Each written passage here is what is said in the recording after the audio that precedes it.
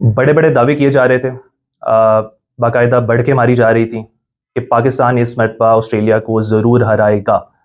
नया ब्लड है, full of passion team है, नया कैप्टन है, नया लीडर है हमारा शान मसूद। लेकिन रियलिटी जैसा कि आप सब जानते हैं इसके बरक्स है, और ऑस्ट्रेलिया ने पाकिस्तान को दोनों इनिंग्स में आउट क्लास कर दिया। पर्थ टेस्ट में पाकिस्तान ने ना सिर्फ घुटने टेके बल्कि ऑस्ट्रेलिया टीम के सामने वो लेट गए। अपने एनालिसिस का मैं आगाज़ करना चाहूँगा मोहम्मद हफीज़ के एक बयान से, जो कि पर्थ टेस्ट के स्टार्ट होने से 2-3 दिन पहले काफ़ी वायरल हुआ, आप लोगों की भी नज़रों से वो गुजरा होगा। अब आपका जो माइंडसेट होता है मैच से पहले, जो ओपोनेंट टीम पर आपने इम्पैक्ट क्रिएट करना होता है, साइकोलॉजिकल टैक्टिक्स जो होते हैं, वो सब के सब आपके हेड कोच ने या आपके टीम मैनेजर ने, आपके टीम के मीडिया पर्सन ने सेट करने होते हैं। तो मोहम्मद हफीज़ का वो बयान काफ़ी हद तक मेरे लिए तो डाउटफुल था। उसकी रीज़न ये है, पहले मैं आपको बताता हूँ कि उन्होंने बोला क्या। मोहम्मद हफीज़ ने बोला कि इस मरतबा, अब ये इस मरतबा का वर्ड इन्वर्टेड कॉमास में है, इस मरतबा पाकिस्तानी टीम ऑस्ट्रेलिया को ज़रूर हराएगी, ये मुझे ड्रेसिंग रूम से मैसेज मिला है। तो ये था मोहम्मद हफीज़ का बयान।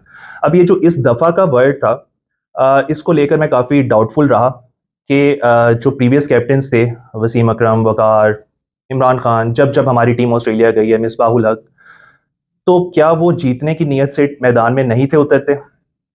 खैर, मोहम्मद हफीज़ का क्योंकि अभी एक हनीमून पीरियड चल रहा है, न्यूली अपॉइंटेड हेड कोच हैं हमारे, तो मेरा ख्याल है उनको थोड़ा सा मार्जिन देना चाहिए और इस पर मजीद बात मैं नहीं करता। बॉलिंग की बात करें तो हमारे leader of the troop Shaheen Afridi, ही is not performing at all. वो रिदम नहीं है, वो पैशन नहीं है, वो पेस नहीं है, जो कि T20 वर्ल्ड कप से पहले था। जब से उनको इंजरी हुई है तो उस तरह से वो कमबैक नहीं कर सके, और unfortunately is not a complete bowler any more.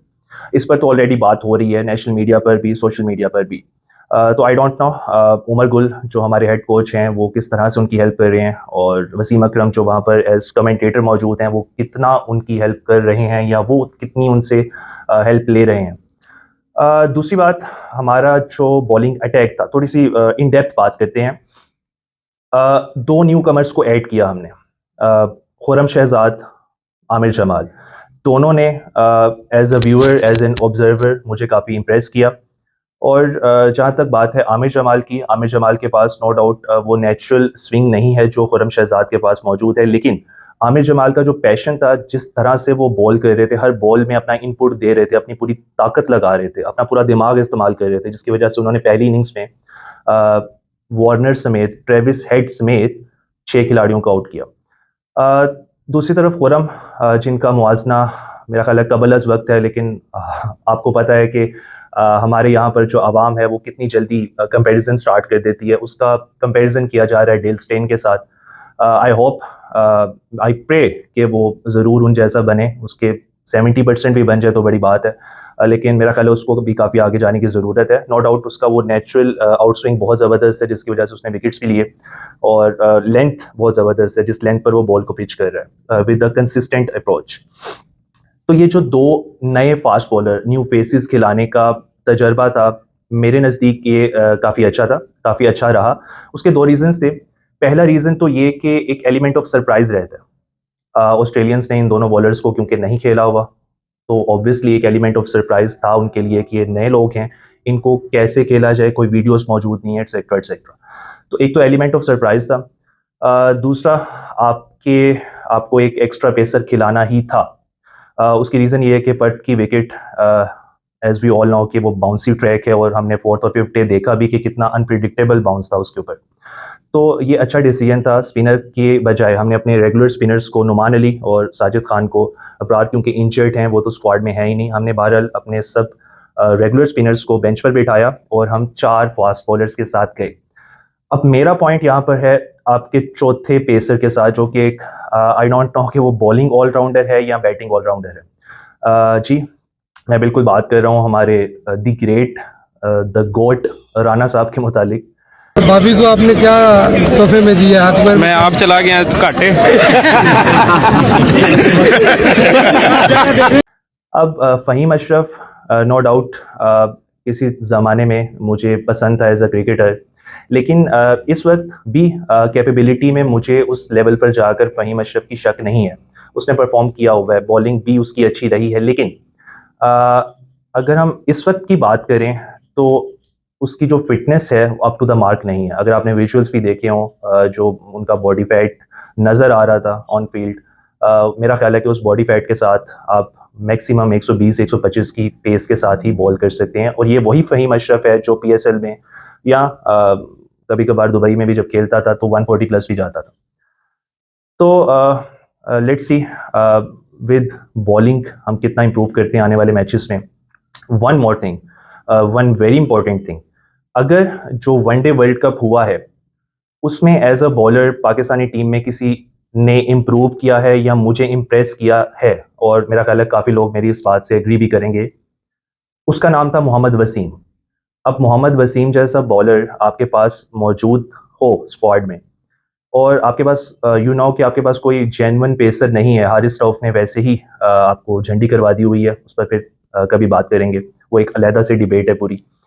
तो मोहम्मद वसीम के होते हुए आप फ़हीम अशरफ को क्यों खिला रहे हैं?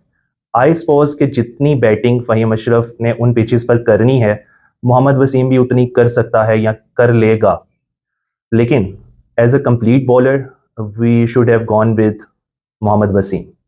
अच्छा जी, बैटिंग की अगर बात करें तो ये आप लोगों ने भी विटनेस किया होगा कि थ्रू आउट द मैच हमारी बैटिंग बहुत ज़्यादा डिफेंसिव रही, और पहली इनिंग्स में तो बहुत ही ज़्यादा डिफेंसिव होकर खेले हम लोग। उसका एविडेंस आप लोगों के सामने है कि फर्स्ट इनिंग्स में पाकिस्तानी टीम ने 101 ओवर में 271 रन्स बनाए, और जबकि ऑस्ट्रेलिया ने तकरीबन इतने ही ओवर खेले, 113 114, और 487 स्कोर बनाए।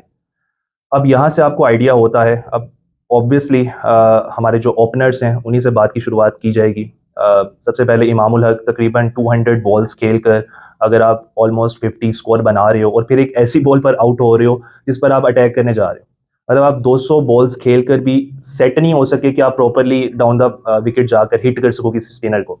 टोटली अननेसेसरी शॉट खेलकर वो बंदा आउट हुआ है, और इतनी बॉल्स खेलने के बावजूद भी। टेस्ट मैच है, नो डाउट बॉल्स उस तरह से काउंट नहीं होती, आपकी स्ट्राइक रेट उस तरह से मैटर नहीं करती, लेकिन फिर भी मेरा ख्याल है एटलीस्ट 70 to 80 डिलीवरीज खेल कर आप सेटल इन हो जाते हो, उसके बाद आपको डिफेंसिव होने की ज़रूरत नहीं है।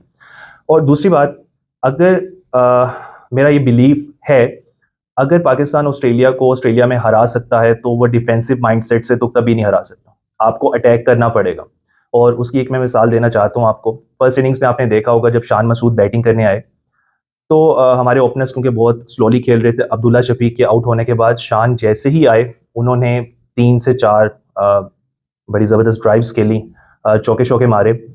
उस वक्त ऑस्ट्रेलियंस की बॉडी लैंग्वेज देखने वाली थी, वो थोड़ा सा डिस्टर्ब हो गए थे। तो अगर आप ऑस्ट्रेलियंस को फ्रस्ट्रेट करना चाहते हो, डिस्टर्ब करना चाहते हो, मेंटली इम्पैक्ट डालना चाहते हो उन पर, तो आपको अटैकिंग माइंडसेट से ही काम लेना पड़ेगा। दूसरी बात बैटिंग के हवाले से, आई थिंक कि अब टाइम आ गया है कि सरफराज अहमद को क्रिकेट को खैराबाद कह देना चाहिए।